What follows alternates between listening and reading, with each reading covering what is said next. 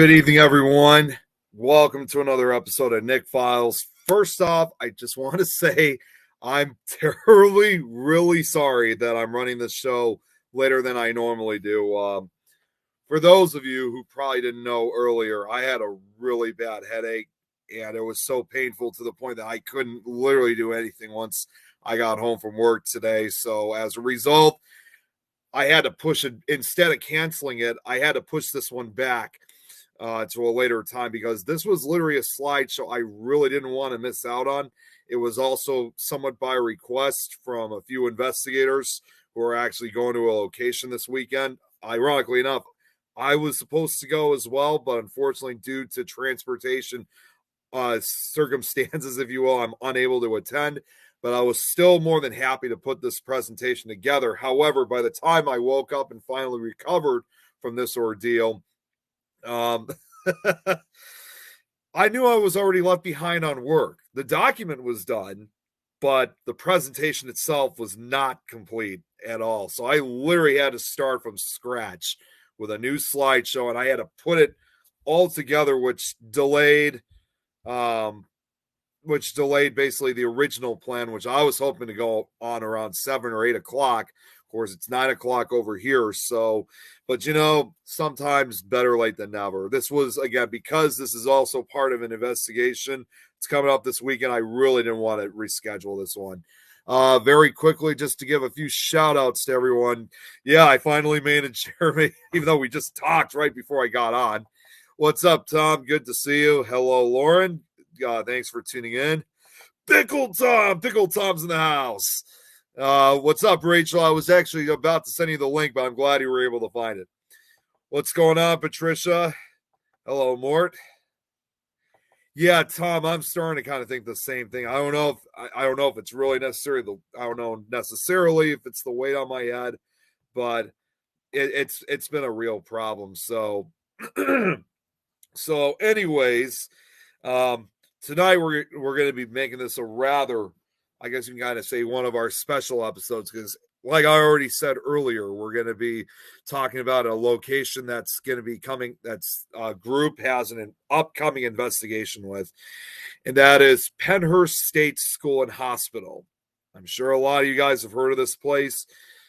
I must admit, this was definitely one of the most difficult presentations I had to work on because not necessarily the amount of work that was put in, but just the absolute dark and sad history regarding this location. It was very hard to work on because of that, and definitely added a gloomy and somewhat depressing atmosphere to this. Just working on this alone. Very quickly, because I just realized I forgot to open up the presentation because again I was in such a rush of trying to get everything on. So just bear with me for just a quick second, and we will have this up in just a moment. Okay, I know. Oh, shoot. Oh, wait, over. Okay, my bad. Give me 1 second here, guys. I just realized I left it on the flash drive, so let me take care of that. Oh, wait a minute. No. Let me take that back. No, it's already up.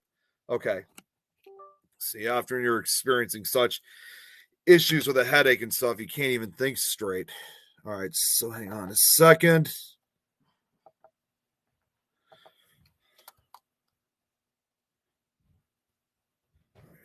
Hang on. Must be my hair, really. I don't know if it has anything to do with my hair, Tom. I really don't. Okay, so everything's all set. So let's give me one. Let me get to the sharing screen, and just want to make sure, as usual, that the sharing is working on this presentation.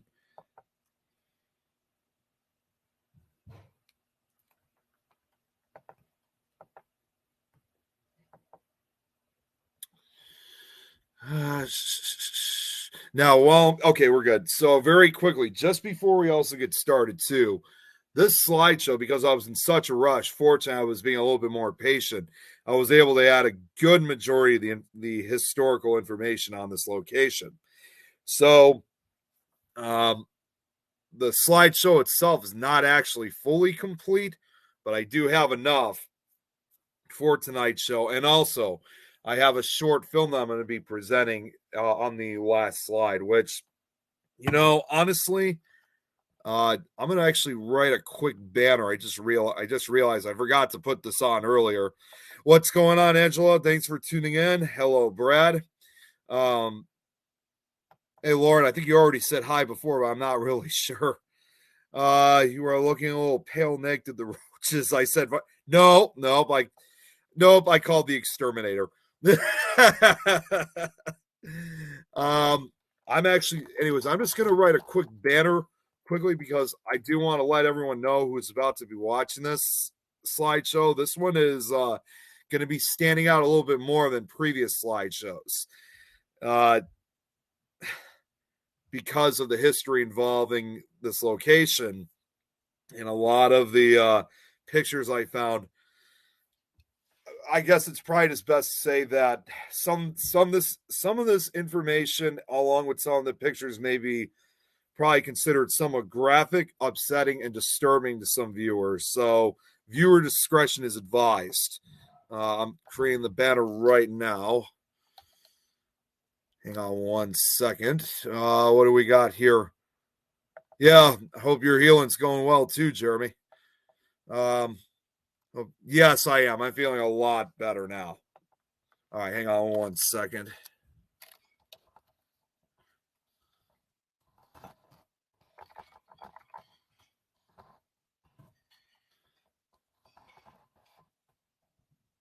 Sorry, guys.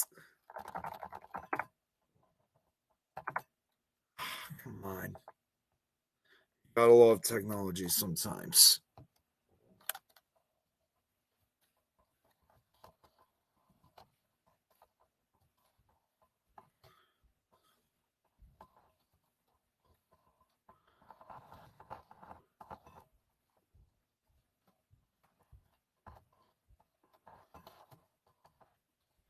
Okay, here we go. All right, where's the band? Oh, right, here we go.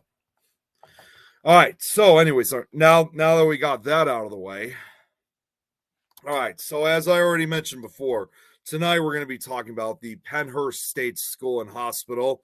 I know, of course, it's been the focus on a lot of different paranormal shows, different documentaries. I think there was a documentary film that was released a couple years ago, but we're going to go right from the start. But like I said, this is also by request for a group that's going this weekend. So let's get started let's go back all the way to the beginning of this location. Oh, and also for those that have also just tuned in, I know originally last week we were going to continue on with part 2 of Athens, Ohio. But because of this investigation that's coming up at this location, I had to put Athens, Ohio part 2 to next week instead. So we will come back with Athens, Ohio next week. So anyways, at the beginning, starting from the beginning, originally known as the Eastern Pennsylvania Institution for the Feeble-Minded and Epileptic, Pennhurst was once seen as a model institution in Spring City, Pennsylvania. It was a product of a self-proclaimed progressive era when the solution to dealing with disability was forced segregation and sterilization. Since the 18th century, a similarly self-proclaimed age of enlightenment, people with illness and disabilities were labeled defectives. See, already when I'm reading this, it's just crazy to know how people with disabilities, both physical and mental, because as someone who has a learning disability myself, it's just I don't even really know how to describe it. It's just a very I guess a very unsettling feeling, and just basically something you just want to feel angry about. Just knowing how people with disabilities were looked at that time. Certainly far different than how us people with disabilities are today. It's just nuts. As late as 1820, such defectives, see, it even bothers me even just saying that. Trust me, I really don't like saying that already. Along with the other dependent deviant groups such as aged paupers and the sick poor, were grouped together and sold to the lowest bidder. Gee, that sounds literally like slavery. A similarly conceived philosophy of disposal at the lower cost was played out time and again at Pennhurst, if only slowly and person by person. A growing and maturing society reconsidered this philosophy. History written at Pennhurst demonstrated that what was once held as the only right option was in fact hopelessly wrong. In contrast to the narratives of intense and prolonged tragedy, Pennhurst's largely untold stories of deep compassion and great character evidence, a rise of kind of conscience that inspires yet today. One Pennhurst staff recalls how she and others would volunteer their time on Saturdays and Sundays to clean the residence, many of whom could not toilet themselves, since the state budget did not allocate for housekeeping services on weekends. Another described sharing holidays at her home with Pennhurst residents, whose own families had since long stopped visiting. But also, as shared by a former employee, there is another rarely considered aspect to the Pennhurst story that is perhaps its most important, the indomitable and unbreakable power of the human spirit displayed every day by the residents themselves. During 8 decades of continuous operation, where's the pictures at? Hold on one second, guys. The pictures somehow did not.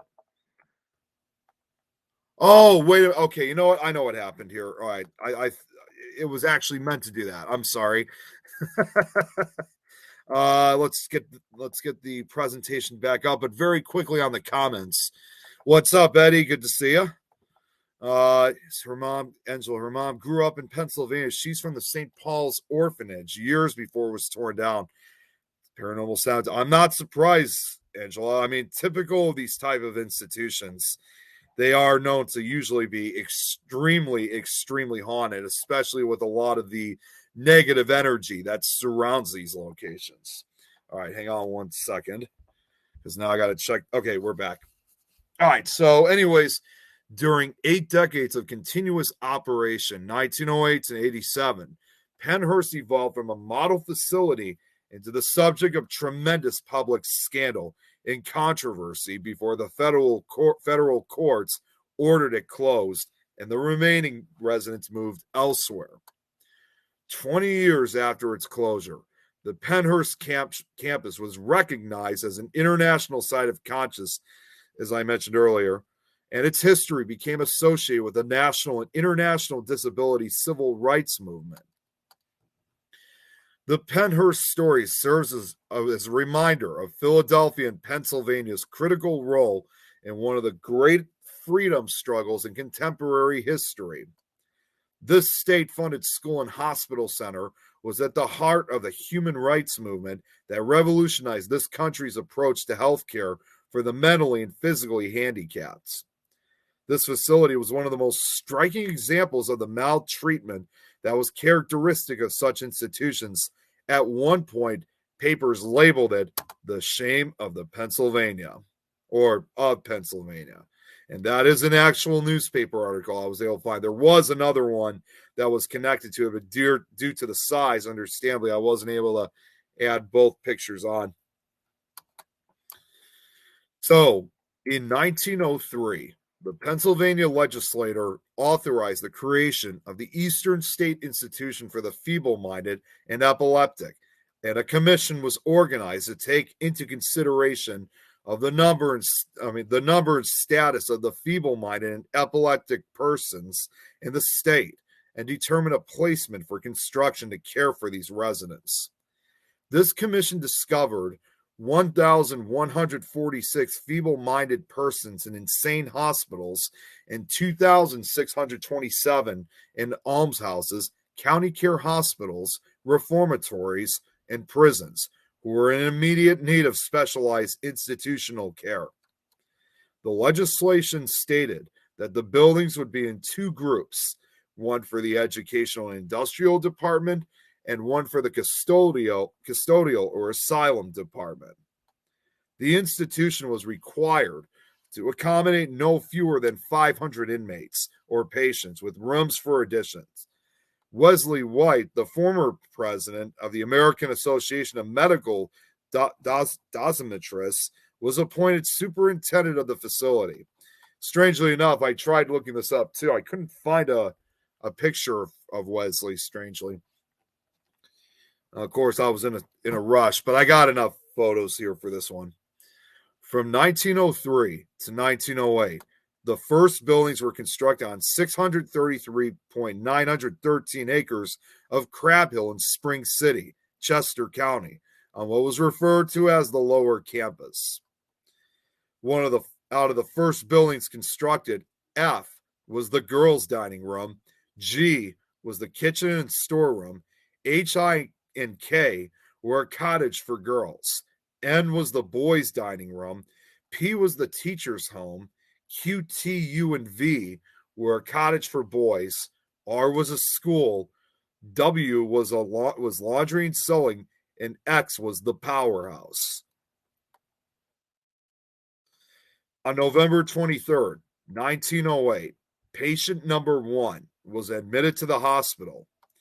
Quickly, more patients followed, and by 1912, 4 years after the opening, Pennhurst was already overcrowded and under pressure with 2,800 patients who were living at the facility.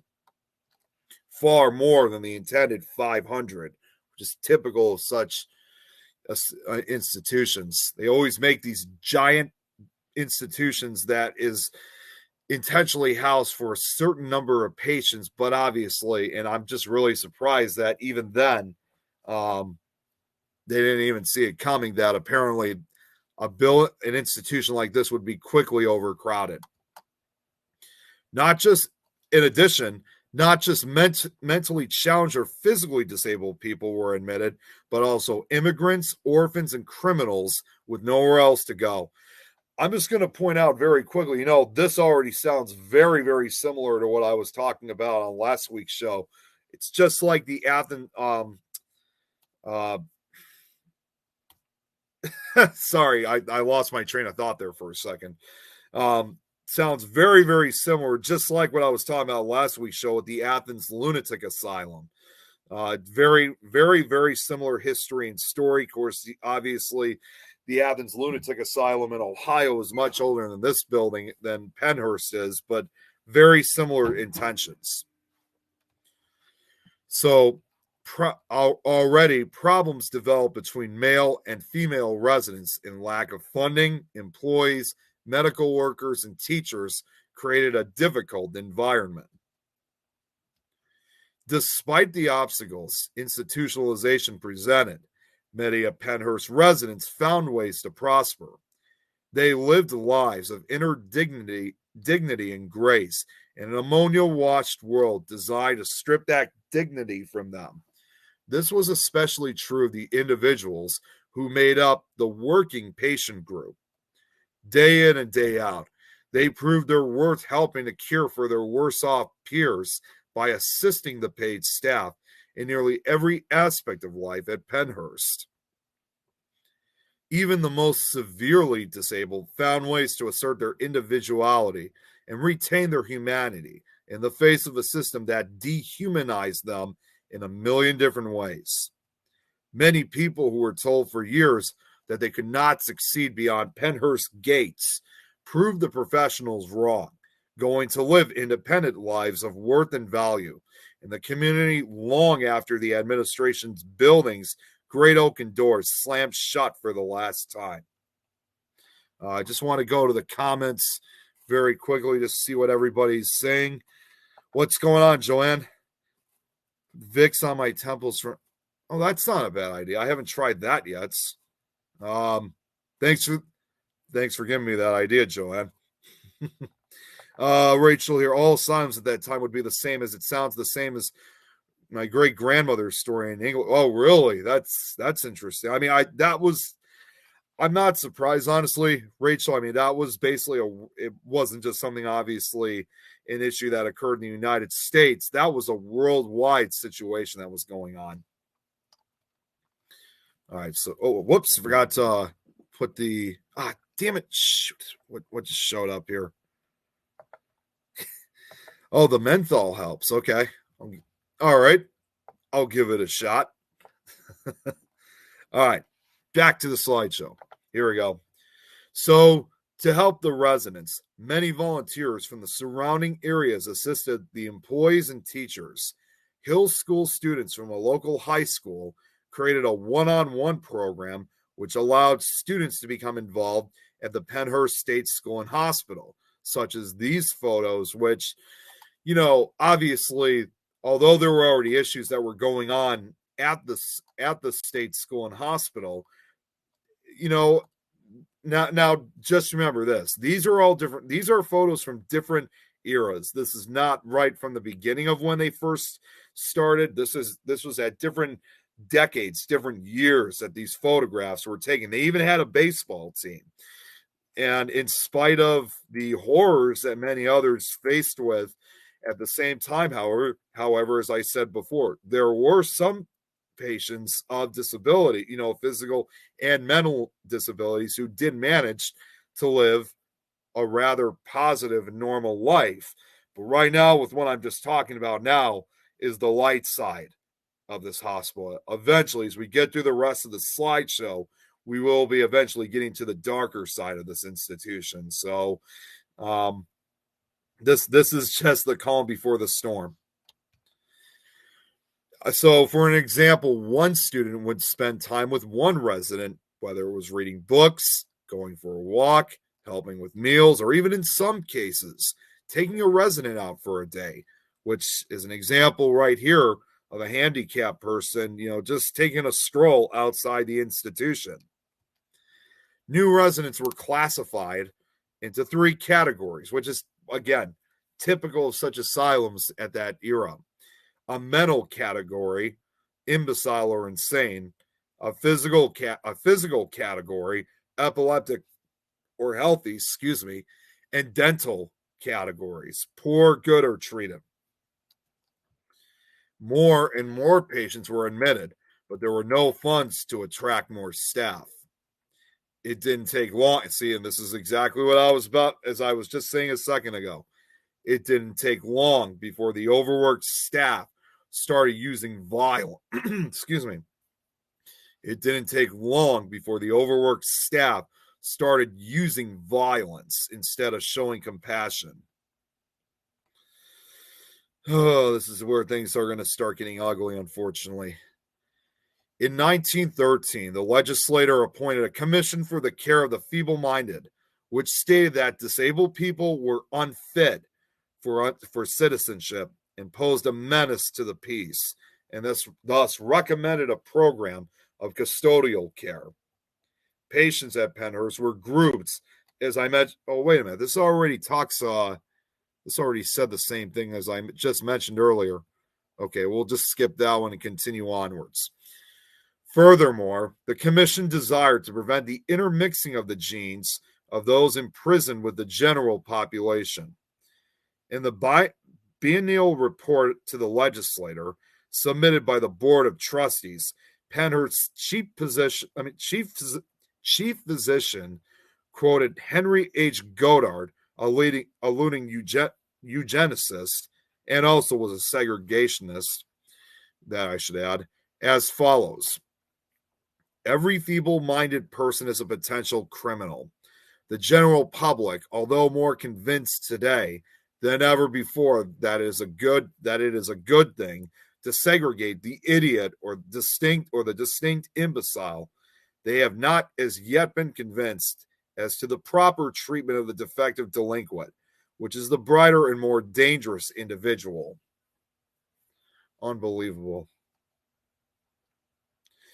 Now, like many similar facilities of the era, Penhurst was functioned almost completely independent from the rest of society, and you can clearly see from this somewhat bird's eye view of the entire institution. Again, similar to the Athens Lunatic Asylum, you could clearly see it's well isolated. I don't know what I'm assuming that's Spring City up ahead, although it doesn't look too far. That's well over a good mile away from the half mile, or at least a half mile away from the institution. But yeah, they follow the same thing as like the Athens Mental Institution, where they completely isolated these patients from the rest of the population. Of course, it operated its own power plant, policed its own grounds, and produced its own food. Any additional needs were supplied by a railway line that connected the campus to the outside world. The facility could operate without any interaction with the surrounding community, and that was the way the community preferred it. The feeble minded were segregated from society to prevent hereditary transmission. It was considered a problem, and institutionalization was the solution. By 1914, 30 states had marriage laws preventing feeble minded persons from marrying. AMO President Martin Barr believed these laws were not good enough and sterilization should be enforced to prevent the feeble minded from passing on their genes. Oh my God. For a period of 4 months, Dr.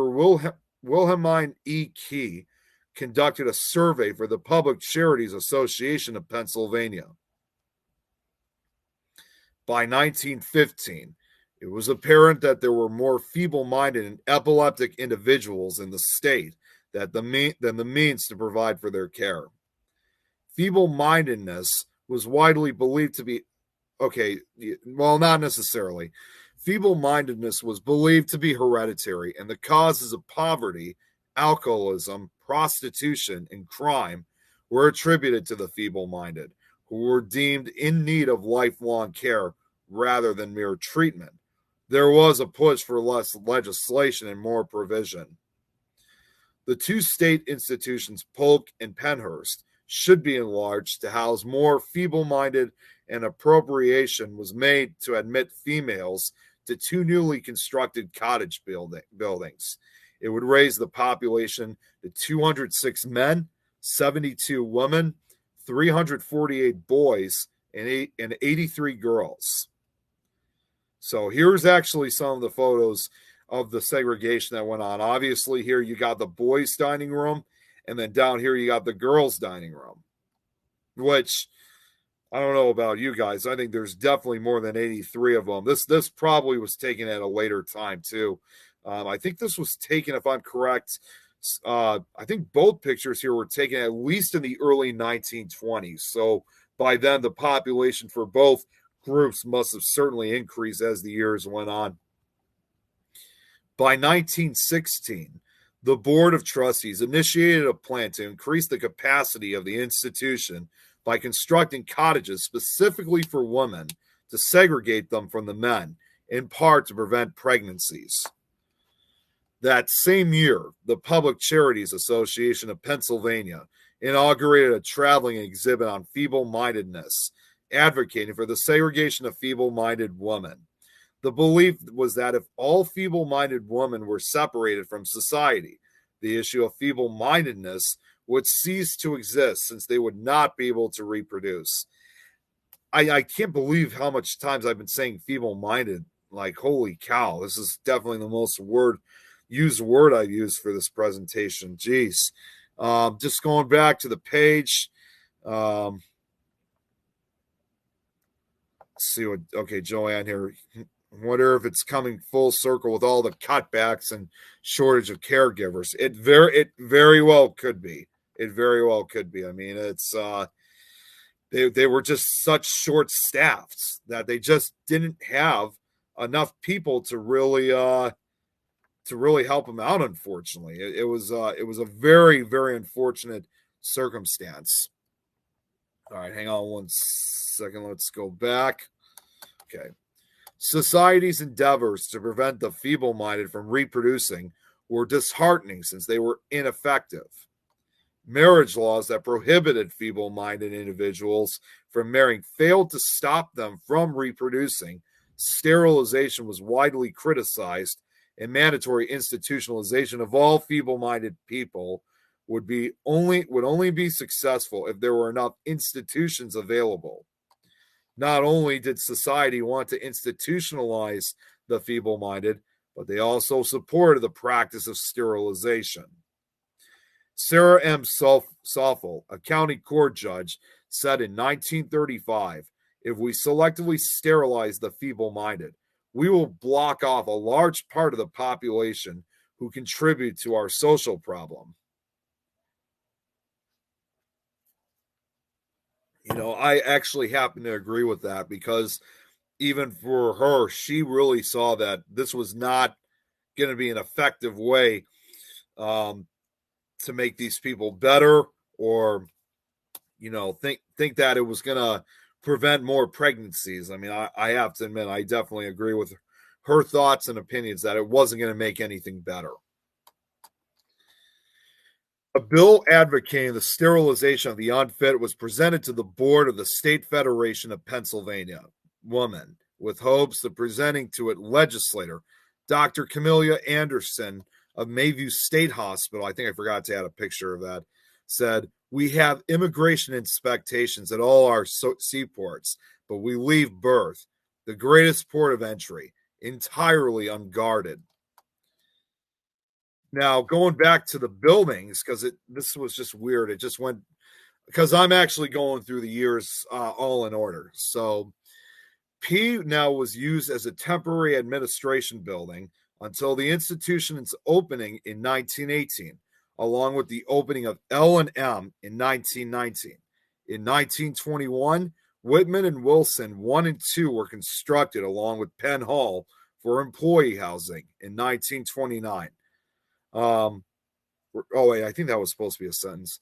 In 1929, the assembly building was complete and functioned as the gymnasium and auditorium. Oops, sorry, that was my fault.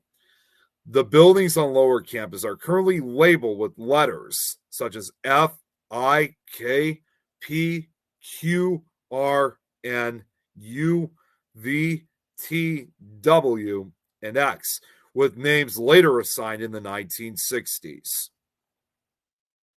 In 1930, the first buildings on the upper campus, otherwise known as the female colony, were completed and named Pershing, Buchanan, Audubon, I don't even know how to say that one, and Keystone.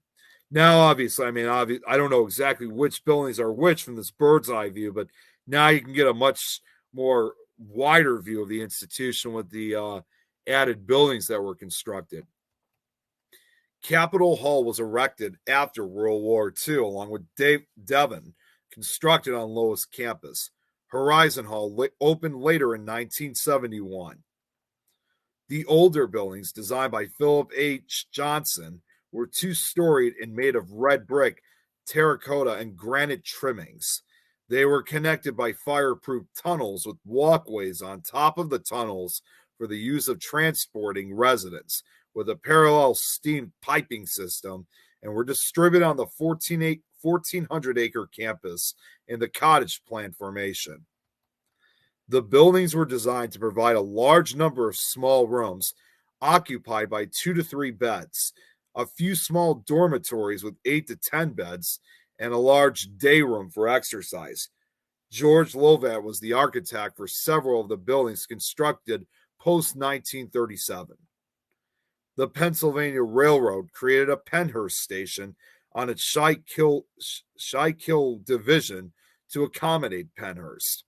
Coal and other supplies were delivered by rail for decades to operate the powerhouse.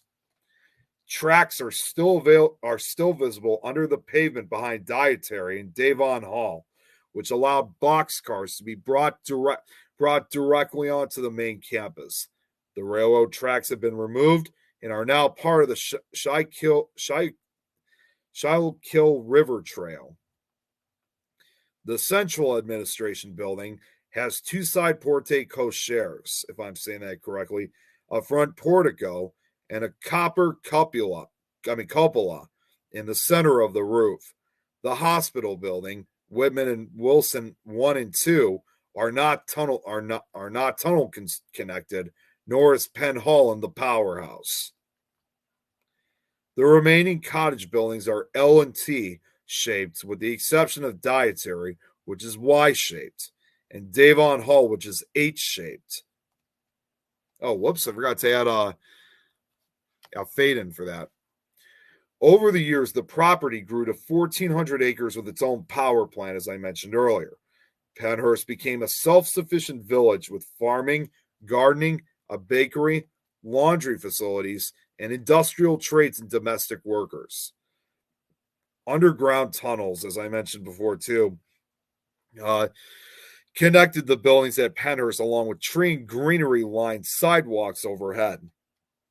But inside the brick walls of some of the buildings, the residents' level of abuse and torture continued. For some, the morgue on the property was the final stop before being buried in the Pennhurst Cemetery. Residents were okay. This is showing some of the same stuff again. Sorry about that, guys.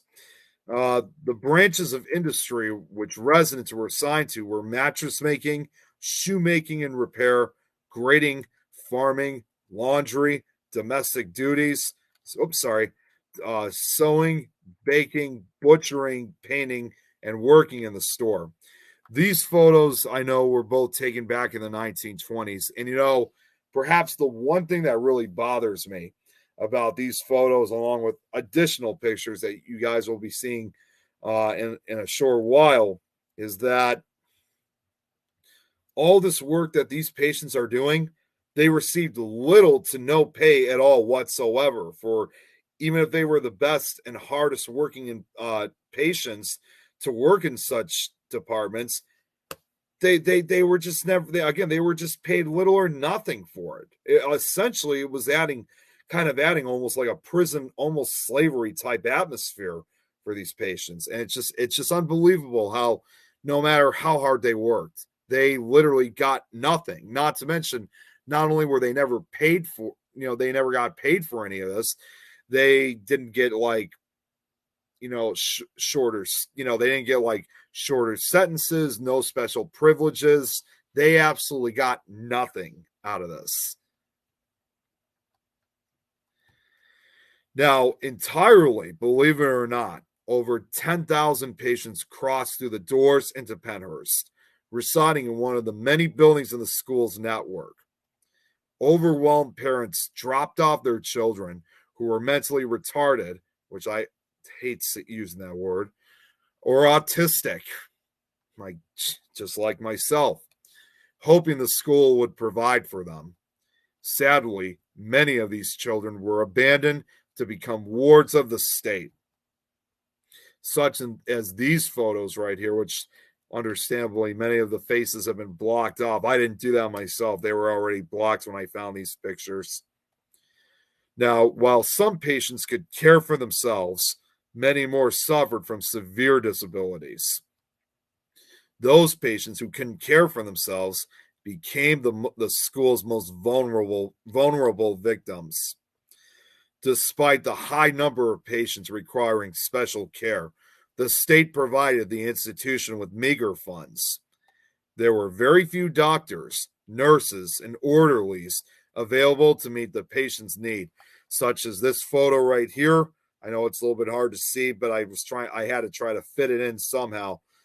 Looks like a pretty good group of the administration staff, but there's probably only about, let's see here, 1, 2, 3,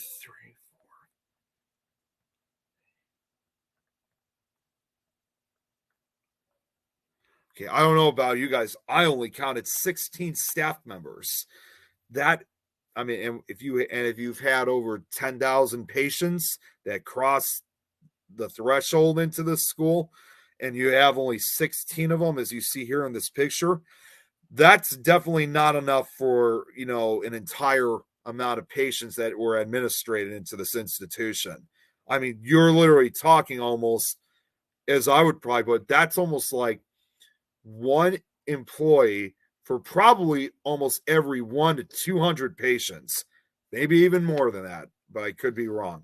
Let me just go back to the comments very quickly. It's pretty quiet in the comments as of right now. It's no big deal. So, unfortunately, many patients spent their days and nights trapped in metal cribs in horrid conditions. Others were so desperate for human contact that they went to great lengths for attention by injuring themselves or even smearing themselves with their own feces in hopes of a bath. Oh, and right here is where I just want to warn once again with you guys. This is where things are going to start becoming a lot more graphic. So once again, viewer discretion is advised for this. So another problem was the attitude towards mentally challenged people. Patients that showed misbehavior were placed in isolation.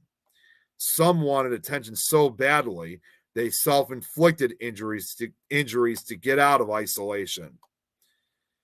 I don't know if this was actually wait a minute, wasn't this what I had earlier? Oh, I know it's a different picture. Okay. I don't know if this was actually isolation, but it definitely does look like that because you can clearly see there's not very many patients. And I'm suspecting by the sizes of these people, these look like children, disabled children. So someone, as I said, some wanted attention so badly they self-inflicted injuries to get out of isolation. One particularly harsh rule chastised patients for biting. Now, when a patient bit someone, either a staff member or other patient, the first time, he or she was reprimanded. But if it happened again, the patient was sent to a dentist who would pull all of his or her teeth. Thousands of teeth were removed in a rusty dentist chair that still sits in the tunnels beneath the Pennhurst complex. That just sounds almost that's just complete torture right there. Just horrific. So, in addition, unfortunately, many residents were drugged to control behavior, held in seclusion with restraints for days on end, tortured, abused, and neglected. Shock therapy, which is typical again of such institutions, was practiced as a form of treatment.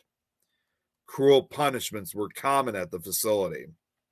Overworked staff responded to unruly patients by drugging them into submission or chaining them to their beds. Look at that. These are all people who are cuffed. Look at that. Cuffs instead of nurses. And this person is not even chained. I'm chained to his bed. It's like handcuffs that he's restrained with.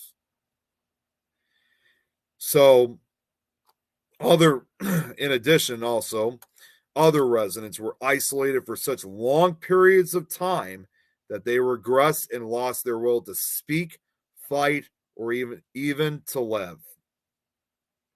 These poor kids, seriously. Again, those look like kids right there. Just awful, absolutely awful. And you have to remember too, what makes this even worse is that unlike today, with a lot of our mental institutions, where usually they're heavily guarded. Either if it's involving kids, child protective services will usually come in to check on things, or social services, or other types of groups, including even other, human rights groups, just to make sure that, everything is going okay for a lot of these patients, that they're being treated fairly, that they're being correctly disciplined, not as a form of torture, but doing it the right way if something was going wrong.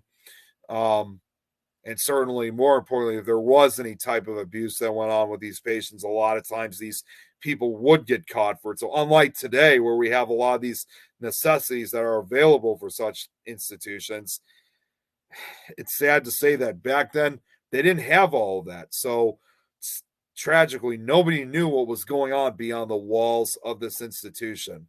The families didn't know. Law enforcement sure as hell didn't know. And of course, the public didn't know. They were completely unaware of what was happening there, which is just, again, it's just a horrible feeling. Horrible feeling. And it should be noted, too, that one doctor by the name of Jesse G.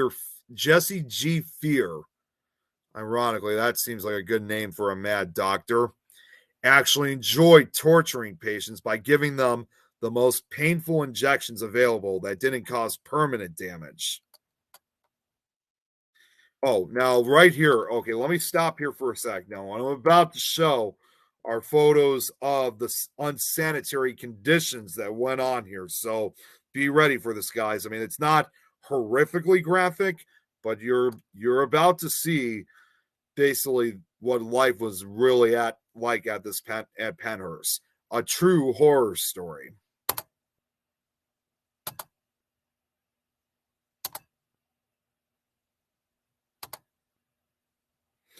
Right here on the bathroom. I don't mean to, this is what I mean by being graphic.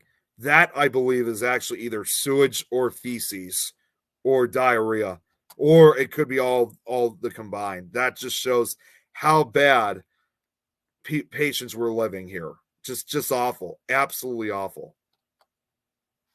Wait. And this was happening to both kids and adults. It didn't matter. Whoops. Okay, that wasn't supposed to show up at the beginning, but I'll fix that later.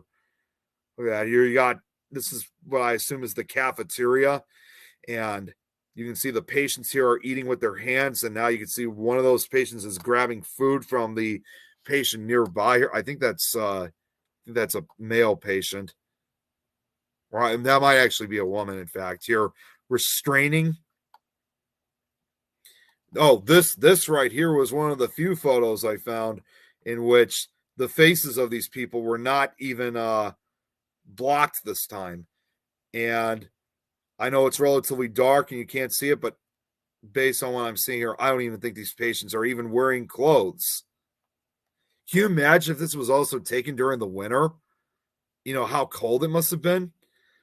Just awful, absolutely. And I'm sure these people, again, these are probably people with different types of learning disabilities, mental retardation, Down syndrome, autism, Asperger's. You think it.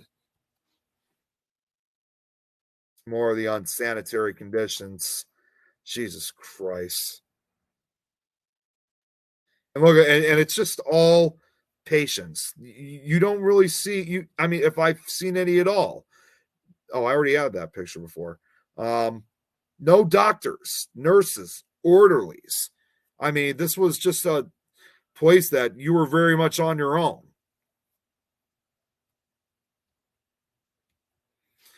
Let's go back for a second. Yes, absolute torture, Rachel. It's just, again, it's just awful and sad, very sad. So by the late 1940s, a growing public movement spearheaded by family members and new groups like the Association of Retarded Citizens challenged ARC, I'm just going to say, challenged administrative practices at Pennhurst and other such institutions. This advocacy movement was encouraged by a series of startling media exposes. Even more disturbing than the fact that such a facility exists, even more disturbing than the fact that such a facility existed is that it existed for so long. By the mid 1960s, Pennhurst had been open for 50 years. It housed 2,791 people, most of them children, which was about 900 more than the administration thought the buildings could comfortably accommodate. But as a state school, they had to take what they were given. Only 200, only 200 of the residents were in any kind of art, education, or recreation programs that would help to improve their condition, though many of the patients were high functioning enough to improve with the right care.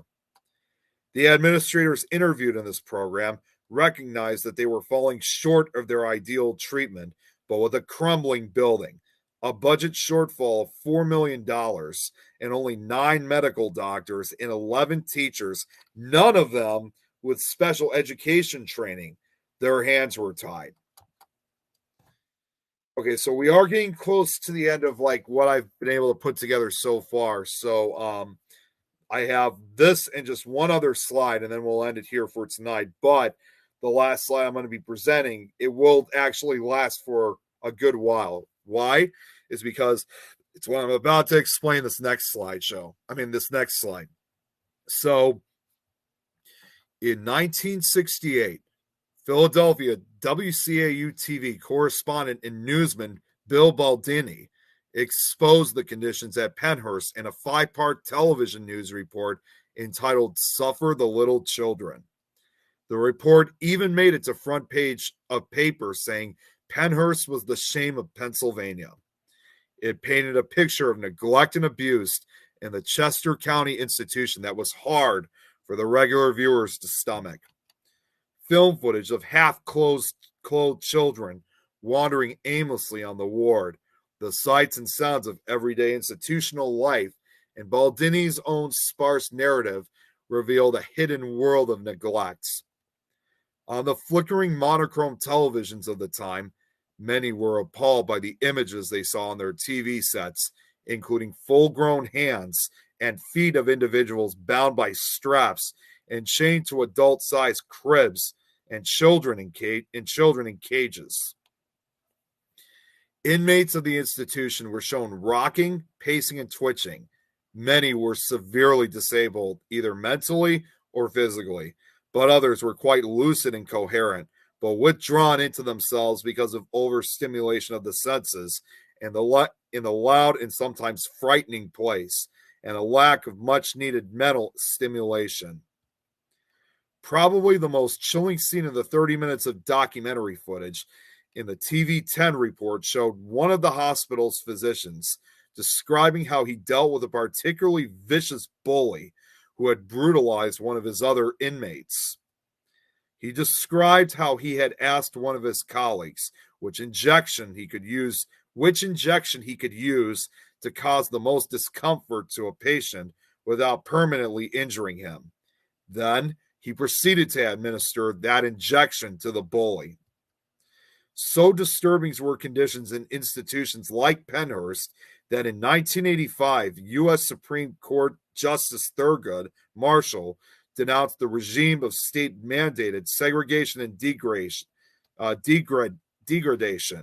that its virulence and bigotry rivaled, indeed paralleled, the worst features of Jim Crow.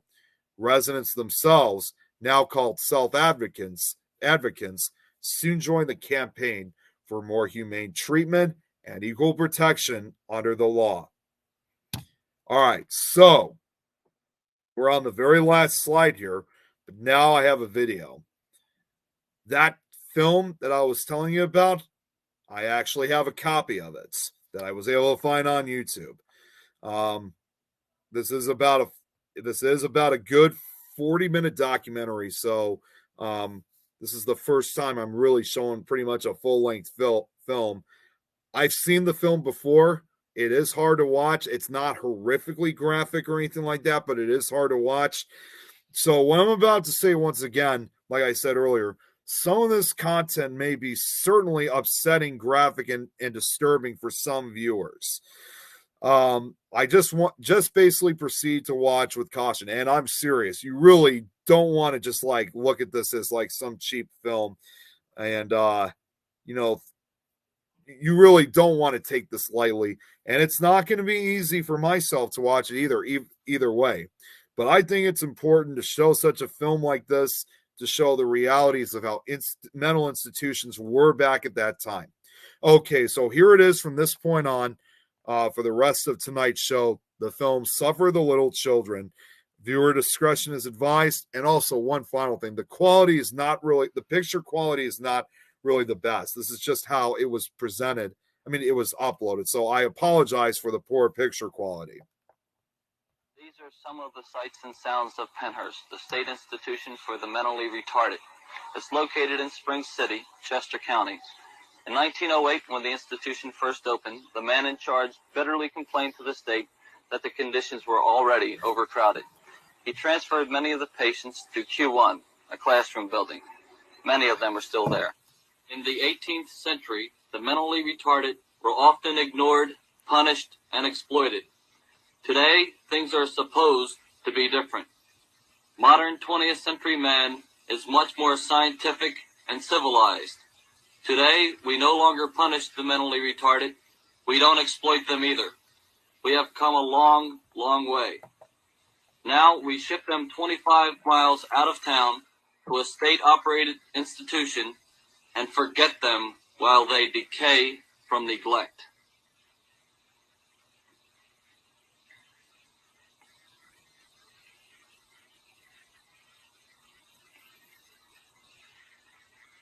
Looks like Pennhurst was first opened 60 years ago when the answers to the problem of mental retardation were considered to be segregation and sterilization.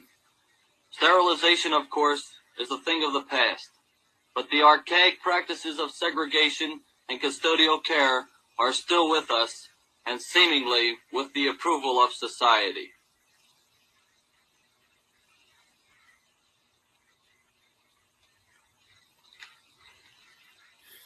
Look at that. They're like chained in cages right now. The 2,800 children, young and old alike, residing within the confines of Pennhurst are for the most part protected from society, and the granite wall of ignorance and social blindness protects society from them. These unfortunates are being deprived of their dignity and self-respect. Why? Because only a very, very few seem to care. It's like bug infested. The horrible and almost inhumane conditions that prevail at Pennhurst are not the fault of a handful of dedicated doctors, administrators, and attendants employed there. No, the children, as they are all called, who are rotting in their cages, cribs, and beds, can thank society for their dreadful plight. We have forsaken them, not in the sense of what we have done to them, but because of what we have failed to do on their behalf. Looks like they took the sound out of it, all this. Unlike other minority groups, the mentally retarded have never had a brilliant orator to trumpet their suffering and appeal to the conscience of other men. Many of these children have always been without the benefit of parental love or guidance, partly because of the stigma of shame attached to their illness. They have been abandoned and placed at the mercy of the state. In the case of Pennhurst, the state has failed to do its moral duty. During the next 4 evenings, TV10 will delve into the problems of Pennhurst. We hope to find out why the current conditions exist. What are the problems facing the people running the institution? What has been accomplished in the past? And what must be done to correct the injustices the mentally retarded have endured much, much too long? We entitle our investigative report, Suffer the Little Children.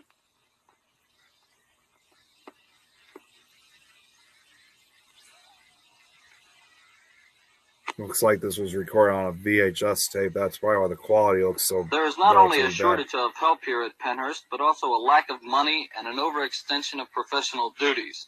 As we mentioned last evening, the personnel employed here are, for the most part, dedicated, but even the most sincere people can be pushed beyond their professional capabilities. One case in point are the physicians. There are only 9 MDs and 2 psychiatrists working at the institution on a full-time basis. Jeez. They are responsible for 2,800 sick children, society's children. This fact sometimes forces medical personnel to work beyond their limitations and serve as disciplinarians. One case in point, Dr. Jesse Fear, a medical doctor. Jesse Fear. I question him on just how he handles patients with behavior problems. It's him. We have found of late that it is quite effective to downgrade him a little bit and put him on a lot cottage with autistic type children or hyperactive children, a classification that used to be called low grade or that sort of thing. And it offends their dignity somewhat. They don't like it. Well, you offend their dignity on purpose by putting them on this profoundly retarded ward. In other words, say a child with an IQ of, say, 69 or so would be put on in a cottage with children with an IQ of 10 or 20, and this is how you lower their dignity. Do you find this an effective measure? We have found it in some cases to be effective, but in other cases, why it doesn't work out. Doesn't this degrade the person who is being disciplined to the point that he may regress? I doubt it very much. Actually, what we're trying to do is degrade him to a certain extent amongst his fellows here. They make fun of him then for a while afterwards. But I don't think there's anything inhumane about it or anything of that sort. How else do you deal with patients that are hyperactive? I have given some of them intravenous pentobarbital sodium on occasion. Otherwise, they would do harm to themselves and others. In other words, you drug them. Absolutely. Dr. Fear, can you cite just one example which shows the institution's attitude towards children that need just a little extra help? John is a problem that I think can be resolved if he is exposed to the right form of therapy. And so far here, we have not been able to show any benefit from what we have given it. There are places, and specifically Eastern State has a program that seems to help this type of case quite a bit. I had tried to get him into a Catholic organization. Turned out that his IQ wasn't quite high enough for them to accept him. So where is Johnny now, Doctor? They do not accept retardates. What's Johnny's IQ now? 69. But that is a relative thing. Where is Johnny now? Johnny is on Q2. You have just heard about Johnny. He's been causing discipline problems here at Pennhurst, so they thought they would send him to Q2. We thought you would like to see where Johnny lives. Oh my God. Johnny, can you talk? Yes. Do you like it here at Pennhurst? Johnny. No. Why not, John?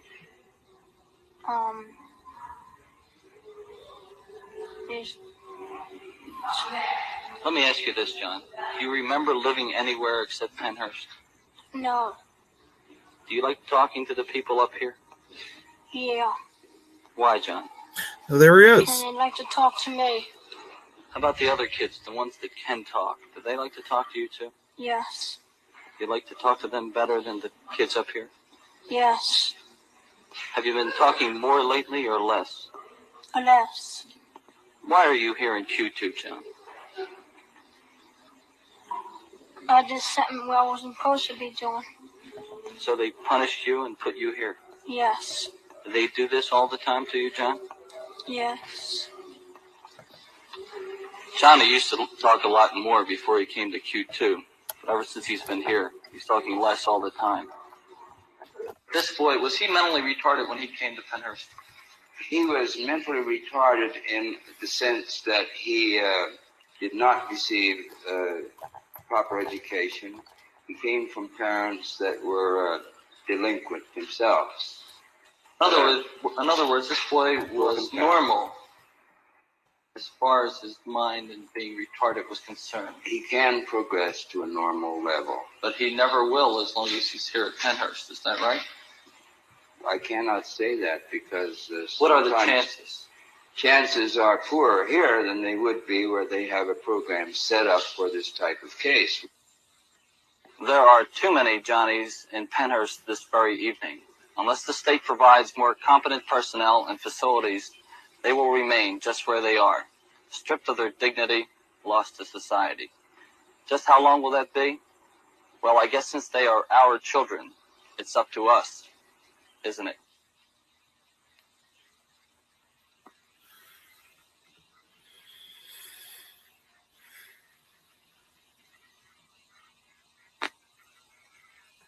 I give it about a minute. There we go. Some zoos in the United States spend more money for the daily upkeep of their large animals than the Commonwealth of Pennsylvania allows Pennhurst to spend on its 2,800 retarded children. 5 of the largest zoos spend $7.15 per day on their wards. Pennhurst can only afford $5.90. By the way, 80% of that $5.90 pays the administrative costs at the institution. This leaves a meager 75 cents to provide for the basic day-to-day needs of the retarded.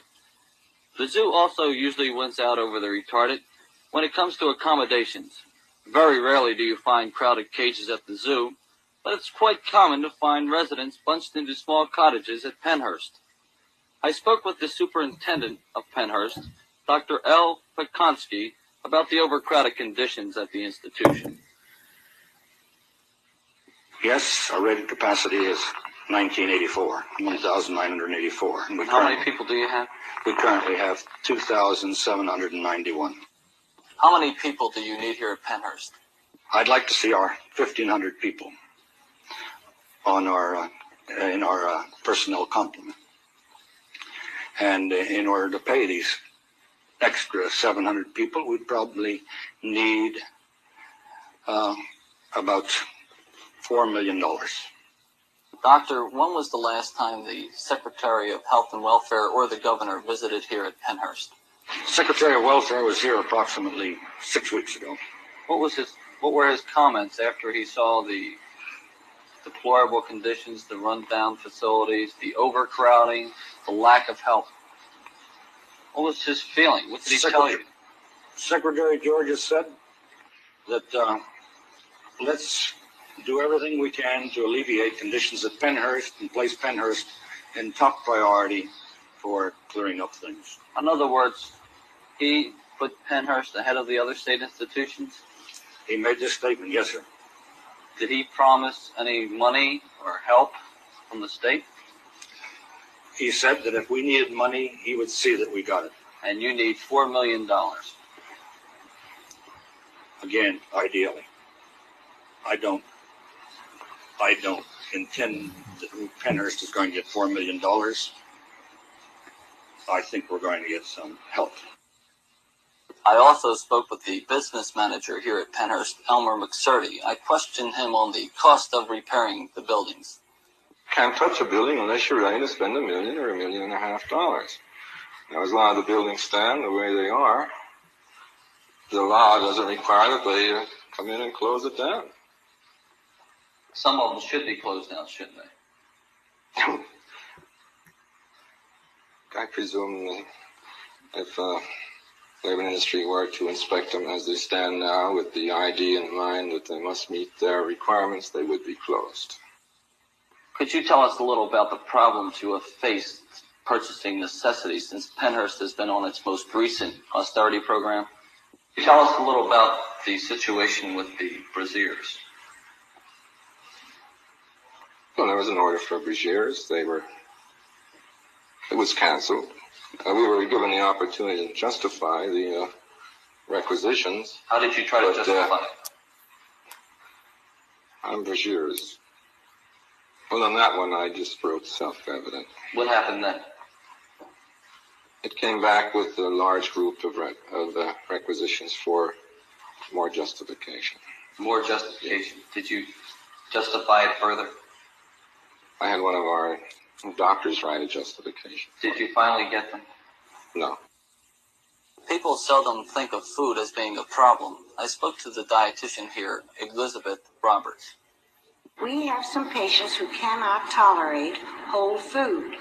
We have to puree that food, but they get a well-balanced diet. We puree meats, vegetables, and we try to put bright color in this pureed mass of food so that it is attractive to the eye. You know, they say eye appeal and taste appeal is That's what we strive for. The facts presented in this report must be rather alarming because they are true. After comparing the zoo and Pennhurst, one must get the impression that society's animals are more important than society's children. By the looks of things, one must wonder. Tomorrow night, we will bring you part 4 of Suffer the Little Children.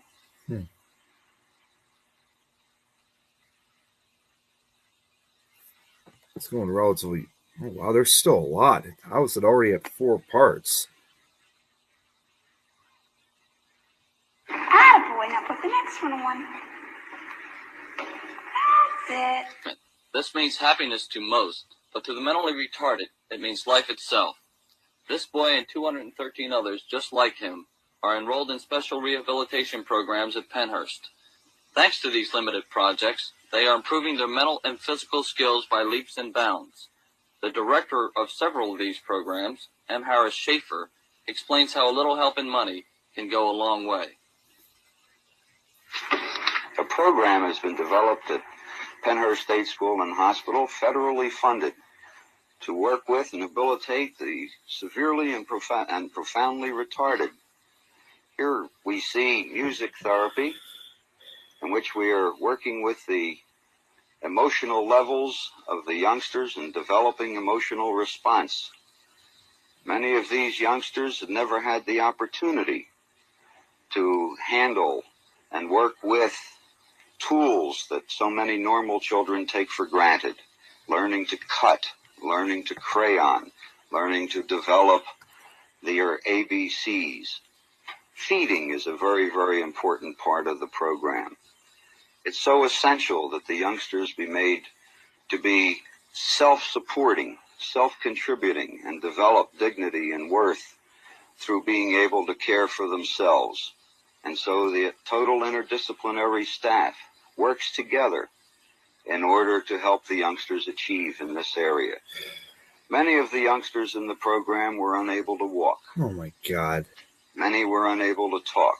Jeez. Many were unable to dress themselves, to socialize. These are the areas that are being worked upon by the staff. The empathy that one is able to develop in relating to other objects in the world, to animals, this is important to the youngsters. First opportunities in many cases, a feeling, a pride. Programming for the blind and visually handicapped is an area which is the first of its kind in its totality throughout the United States. Pennhurst is showing leadership in this particular area. Many of the youngsters at present are away at a camp for the blind for a 2-week period.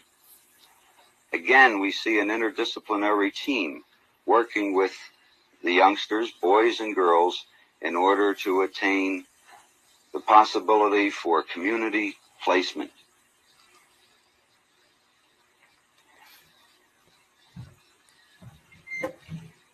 In many of these programs, we've developed to the point where an 8-month period has enabled youngsters to develop 14 months of growth during that space of time. A work activity center is a newly developed program at Pennhurst. A project involving 12,000 items for SmithKline and French is now coming to a close. This has been a new experience, not only for the youngsters, but for the institution, and it's hoped that many other projects will be available. These children are able to earn money for themselves, by which they are able to use for books, magazines, things of their own choice. They develop the experiences that may be necessary in the community. Mr. Schaefer, can you tell us a little bit more about other programs here at the institution? Yes, there are many programs at Pennhurst to enhance the dignity and worth of the residents within the institution. We are very proud of these. Some of them pertain to vocational rehabilitation, psychological counseling, town task programs, other activities programs, nursing and medical programs and services throughout. Indeed, we're quite proud of the developments at Pennhurst. We have been leaders in the state and leaders within the United States, and we're very thankful for the support and leadership from the superintendent and from the agencies of the Department of Public Welfare. It's hard to believe that blocks like these can mean so much. Proper facilities and funding has given over 200 boys and girls at Pennhurst somewhat of a new lease on life. However, 2,600 others have little to look forward to because of a lack of funds, facilities, and staff. Recently, Governor Raymond Schaefer announced that $43.5 million in revenue would be turned back to the Commonwealth. Many of us are hoping some of that money finds its way to Pennhurst. Meanwhile, 2,800 retarded children there will be hoping and praying that the governor hasn't forgotten them.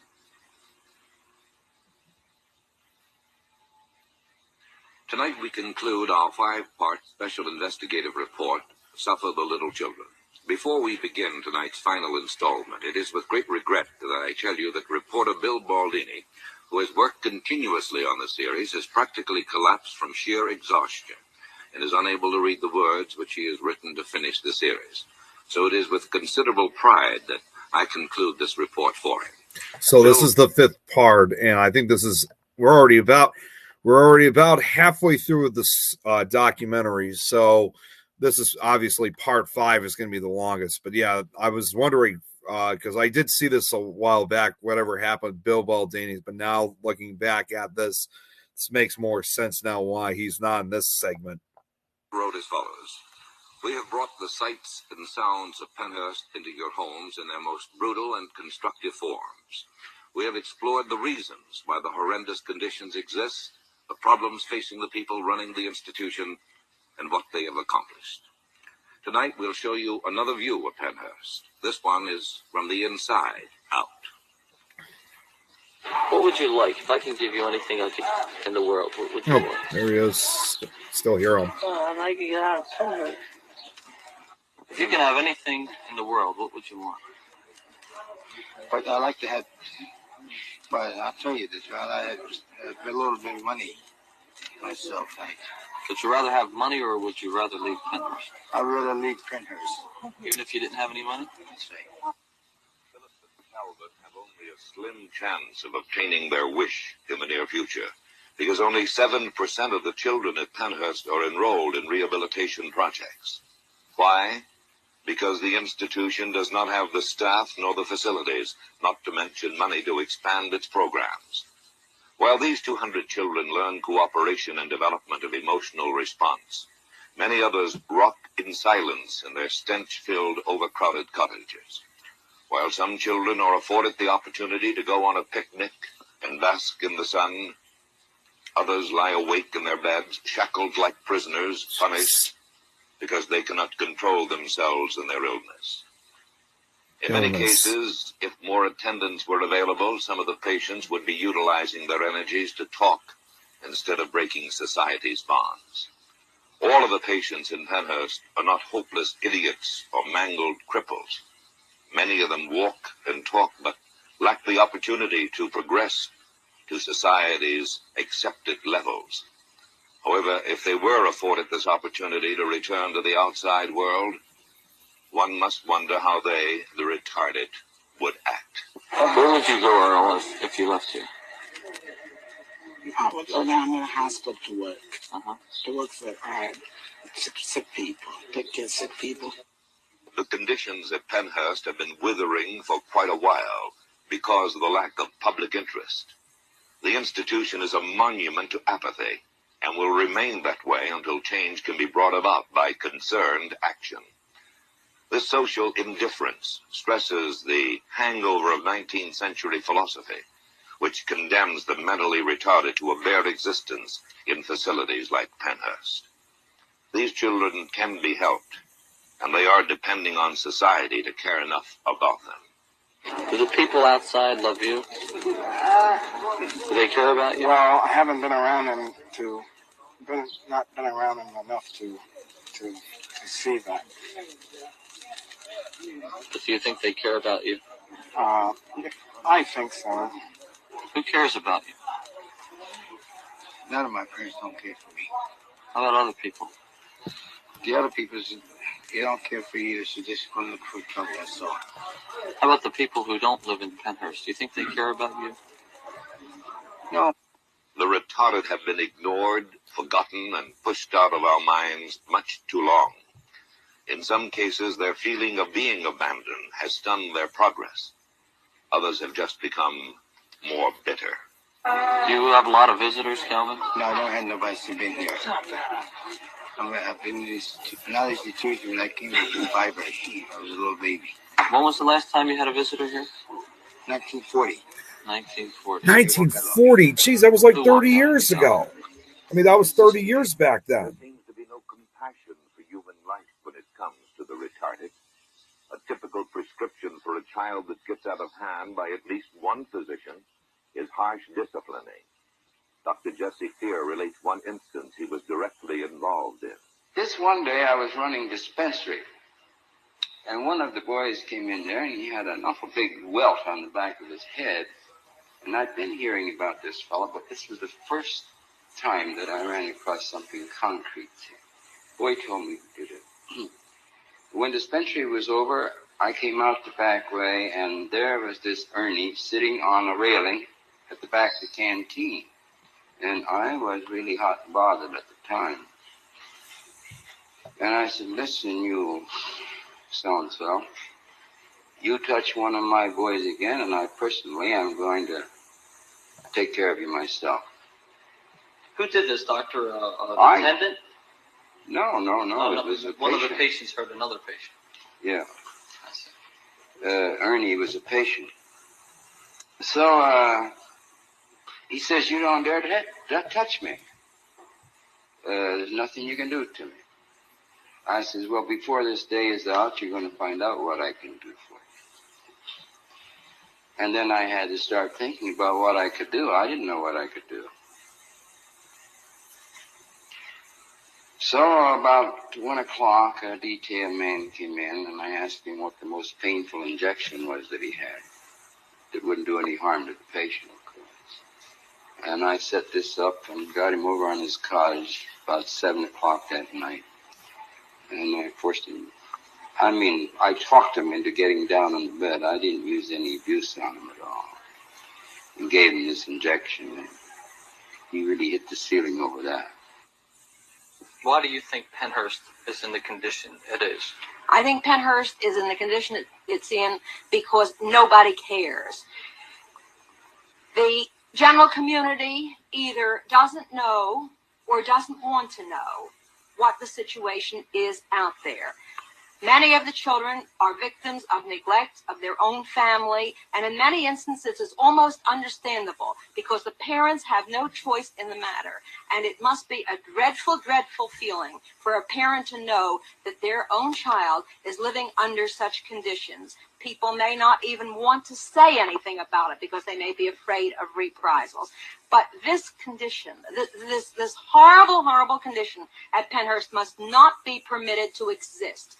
It is, without a doubt, one of the worst residential facilities in the country. It received a very low rating from the American Association for Mental Deficiency. There is no reason in this day and age, with federal funds available, for such a place to exist. And if you have to lay the blame somewhere, you have to lay it on a number of people. The people that are running it, the state, and the general community. Because people must begin to care about their fellow man. The sickening and almost unviewable conditions of the institution is largely due to overcrowding and the lack of personnel to provide elementary care. In many cases, children churn in their own filth for only one reason: lack of assistance. The ones that speak detest the inhumane conditions and hunger for the slightest sign of affection. However, some of them have become so callous to their plight, they've all but given up. They are alone in a world that seems to lack all compassion. In conclusion, TV10 would like to make certain constructive recommendations. Number one, the state must take the necessary steps to alleviate the overcrowding at Pennhurst. Of its 2,800 patients, half of whom are from Philadelphia, 900 of them should be transferred to a different institution. Number two, more physicians are needed to treat both the physical and mental needs of the patients. 3, attendance pay should be increased from the present $75 per week to at least $100 per week. 4, a crash program is needed to refurbish old buildings, and new ones should be built to replace the ones that should be condemned. 5, there are 900 women in Pennhurst. However, there is no gynecologist on the full-time staff. 6, there are only 11 teachers employed at the institution, and none of them is certified in special education. Even though some choose to degrade and castigate the children, a number of the patients manage to hang on and maintain their faith in other human beings, as well as something of a higher order. Joe, how long have you been in Pennhurst?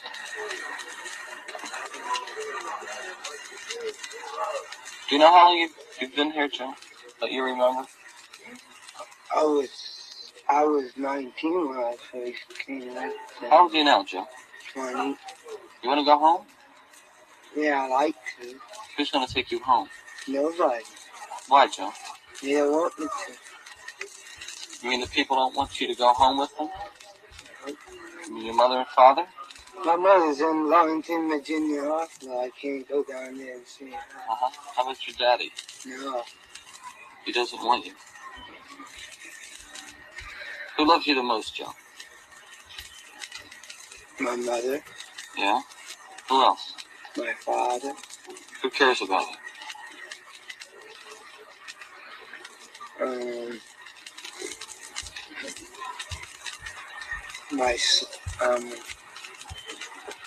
Does anyone ever come and visit you, Joe? No, they don't. Would you like somebody to visit you? Yes. Who would you like most in the whole world?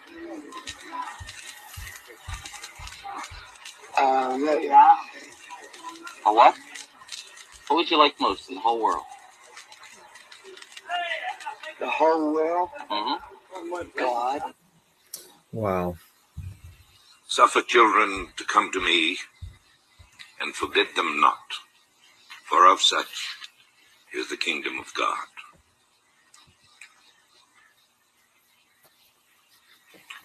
In my conversation yesterday with Vice President Hubert Humphrey, I told him of our investigative report on Pennhurst and the deplorable conditions existing there.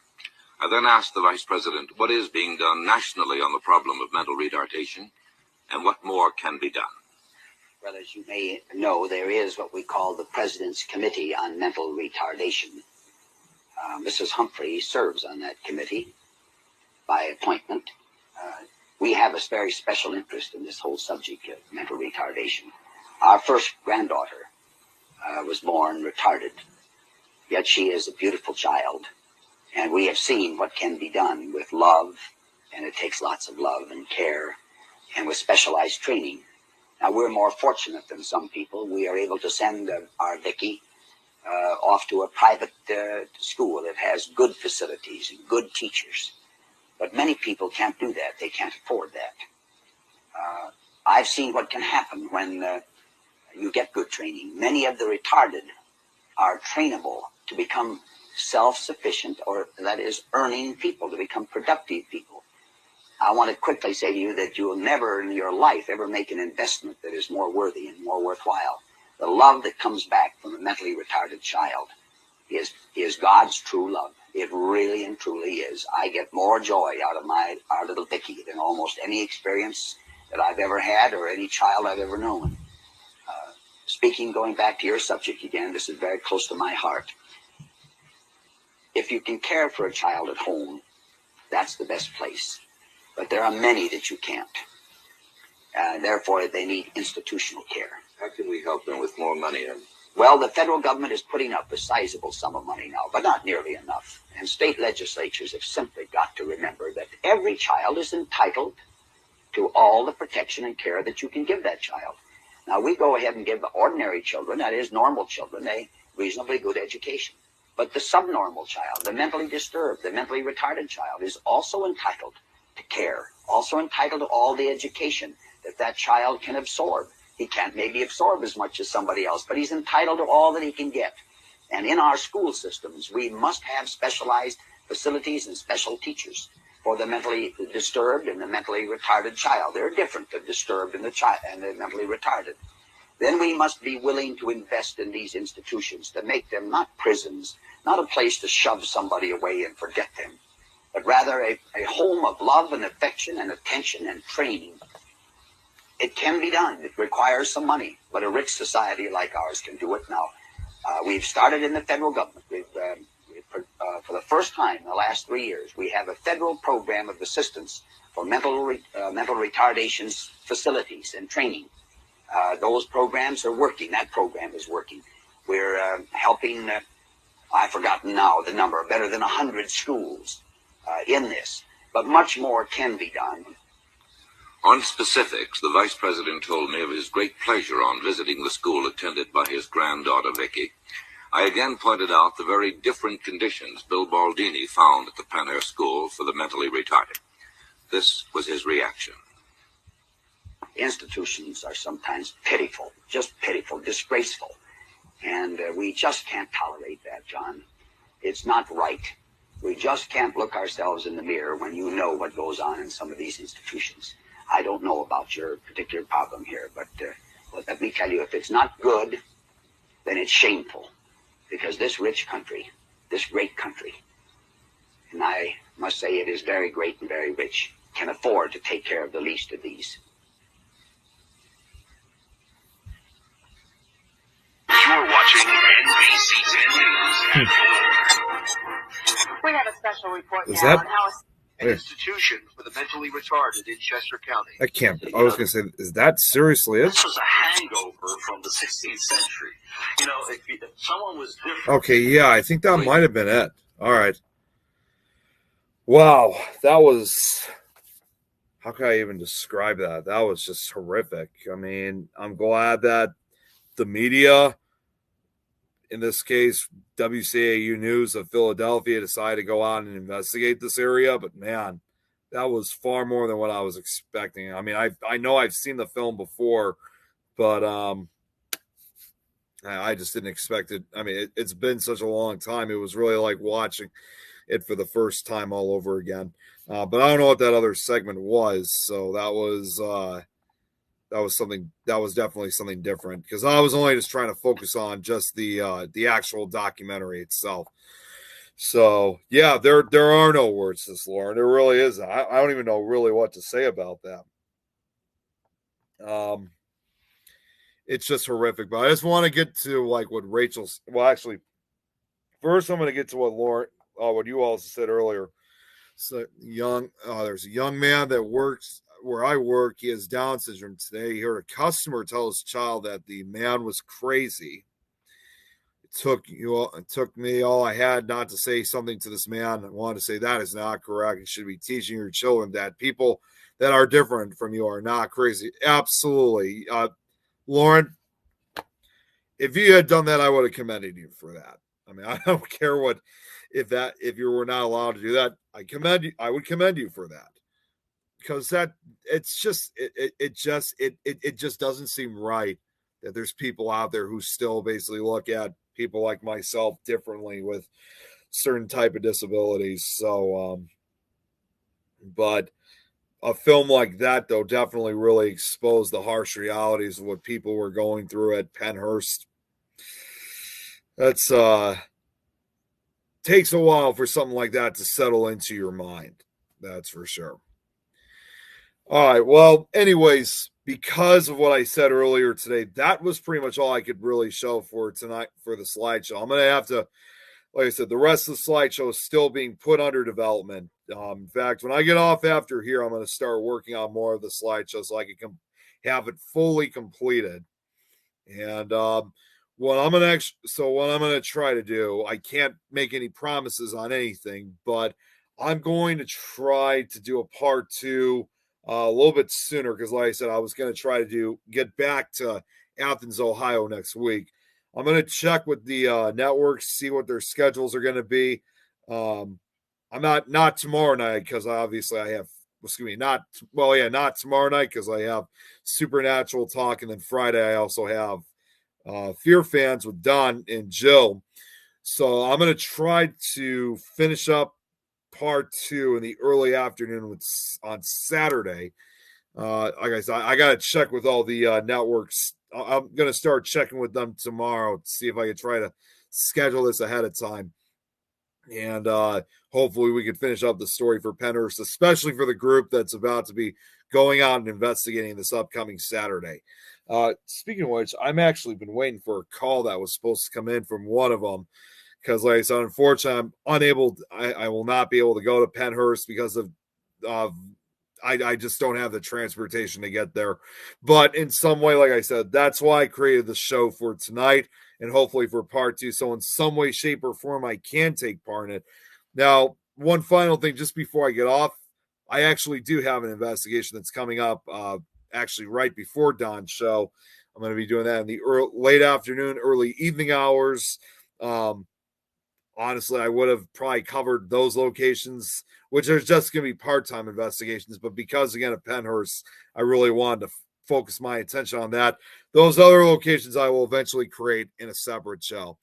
But I know, obviously, a number of viewers has gone down. I'm not exactly sure if it's just simply because it's late or if it's just simply because, like I said, this was quite a disturbing slideshow to present.